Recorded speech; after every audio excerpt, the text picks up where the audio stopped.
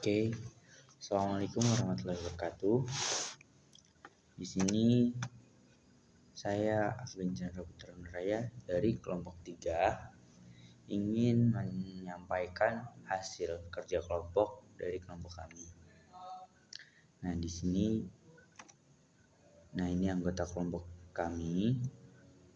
Ada Niko, Dakar, Renaldi, Mira, Sepira, Feliza Mutiara, dan saya sendiri, Indriasan Al-Kausar, serta Faza Andara Putri.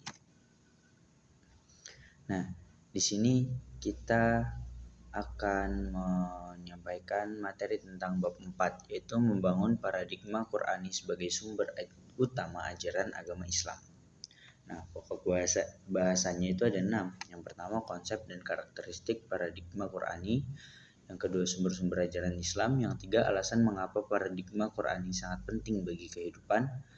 4, menggali sumber historis, filosofis, psikologis, sosiologis, dan pedagogis tentang paradigma untuk kehidupan modern. Yang kelima, argumen tentang paradigma Qur'ani sebagai model untuk kehidupan modern. Yang keenam, deskripsi esensi dan urgensi paradigma Qur'ani dalam menghadapi kehidupan modern. Nah, di sini ada pengertian paradigma.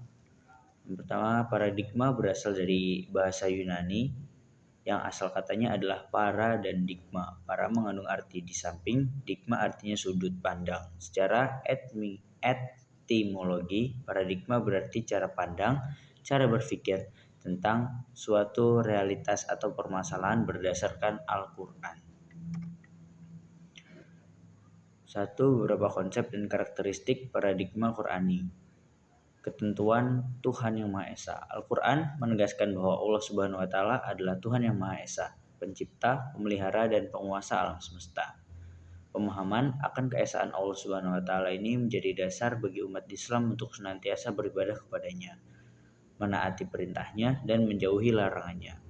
Manusia sebagai makhluk mulia, yaitu Al-Quran memuliakan manusia sebagai makhluk yang paling sempurna di antara makhluk lain. Manusia diciptakan untuk beribadah kepada Allah Subhanahu wa Ta'ala, menjadi khalifah di bumi, dan untuk meraih kebahagiaan dunia dan akhirat.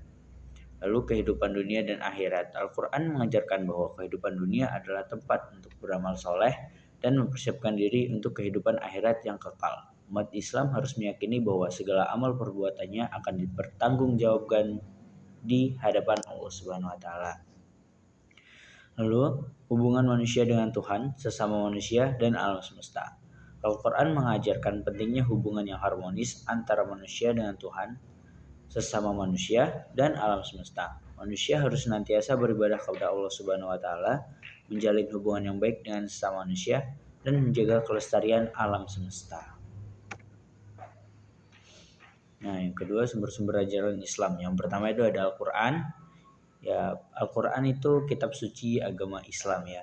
Jadi di situ pasti sumber-sumber ajaran Islam yang disampaikan dari Allah langsung kepada Nabi Muhammad SAW melalui malaikat Jibril. Yang kedua ada hadis. Hadis adalah catatan dan laporan tentang ucapan, tindakan, dan persetujuan Nabi Muhammad SAW. Lalu yang ketiga ijma. Ijma itu konsensus. Ijma mengacu kepada kesepakatan umat Islam dalam suatu masalah atau hukum tertentu setelah kematian Nabi Muhammad SAW. Yang keempat, kias atau analogi. Kias adalah metode penalaran yang digunakan dalam Islam untuk mengatasi masalah-masalah baru yang tidak terdapat dalam Al-Quran atau hadis. Yang kelima ada ijtihad. Ijtihad adalah upaya para ulama cendekiawan Islam untuk menafsirkan dan mengembangkan hukum Islam dalam konteks modern. Ya. Alasan mengapa paradigma Qur'ani sangat penting bagi kehidupan modern. Al-Quran bagi umat Islam adalah sumber primer dalam segala segi kehidupan. Al-Quran adalah sumber ajaran teologi, hukum, mistisme, pemikiran, pembaruan, pendidikan, akhlak, dan aspek-aspek lainnya. Tolak ukur benar atau salah, baik atau buruk, dan indah atau jelek adalah Al-Quran. Yusuf Al-Qardawi menjelaskan bahwa tujuan diturunkannya Al-Quran paling utama adalah 7 macam, yaitu meluruskan akidah manusia, 2. Meneguhkan kemuliaan manusia dan hak-hak asasi manusia, 3. Mengarahkan manusia untuk beribadah secara baik dan benar kepada Allah, 4. Mengajak manusia untuk menyucikan rohani, 5. Membangun rumah tangga yang sakinah dan menempatkan posisi sayang bagi perempuan, 6. Membangun umat menjadi saksi atas kesejahteraan, dan yang ketujuh, mengajak manusia agar saling menolong. Yang keempat, menggali sumber historis, filosofis, psikologis, sosiologi, dan pedagogis tentang paradigma Quran untuk kehidupan modern.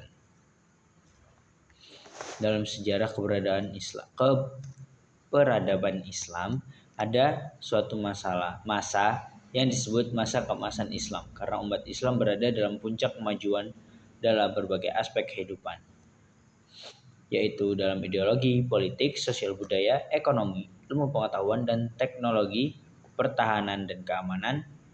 Karena kemajuan itulah, maka dunia Islam menjadi pusat peradaban dan keamanan. Karena dunia Islam jadi super power dalam ekonomi politik. Lanjut, Allah berfirman, apa-apa yang Rasulullah datangkan untuk kamu, maka ambillah, dan apa-apa yang Rasulullah melarangnya, maka tinggalkanlah. Dalam Quran surah Al-Hasyr ayat 7. Toshihiko Izutsu mencoba meneliti konsep-konsep etika religius dalam Al-Quran. Hasil penelitiannya menetapkan ada 5 nilai etik yang perlu dikembangkan manusia, yaitu murah hati, keberanian, kesetiaan, kejujuran, dan kesabaran. Kita lanjut lagi,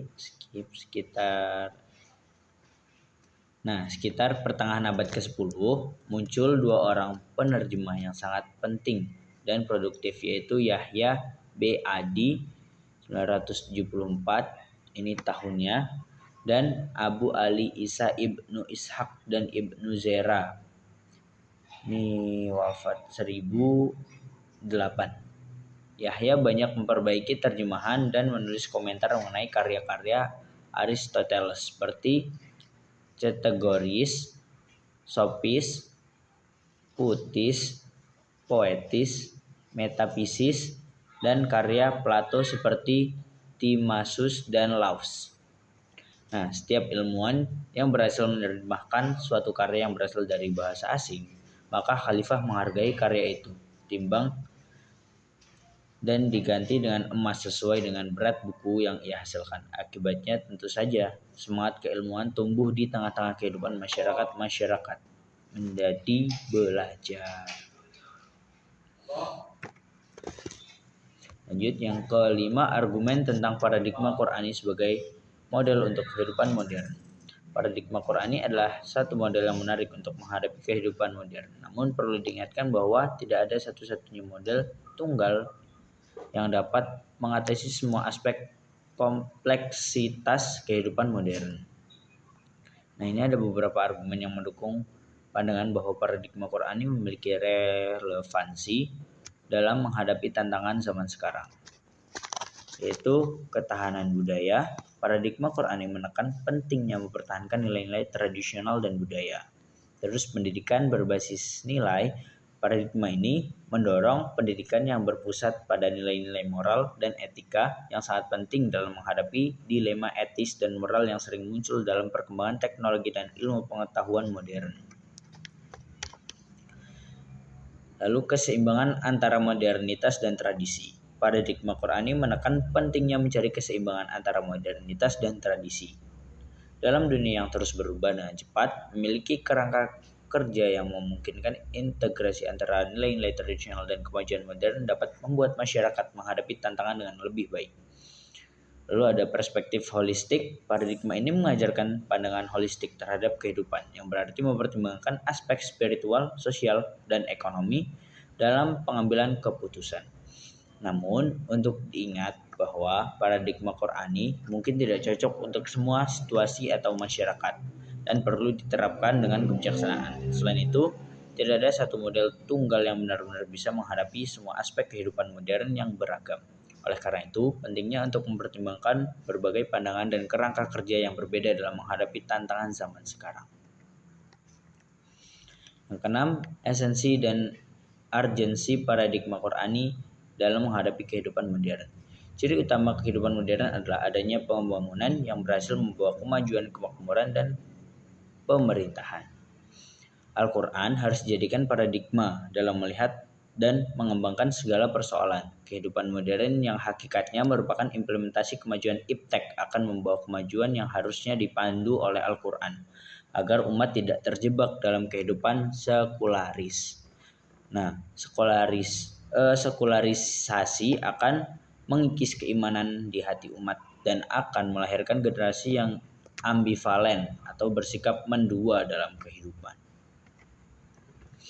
Langkah-langkah untuk lebih maju menurut Ismail Razi Al-Faruqi adalah: yang pertama, memadukan sistem pendidikan Islam; yang kedua, meningkatkan visi Islam dalam 2 tahap, yaitu mewajibkan bidang studi sejarah peradaban Islam dan islamisasi ilmu pengetahuan. 3. Untuk mengatasi persoalan metodologi ditempuh langkah penegasan prinsip pengetahuan Islam sebagai berikut: A. The unity of Allah. B. The unity of creation. C. The unity of truth and knowledge. Yang D. The unity of life. Dan E. The unity of humanity.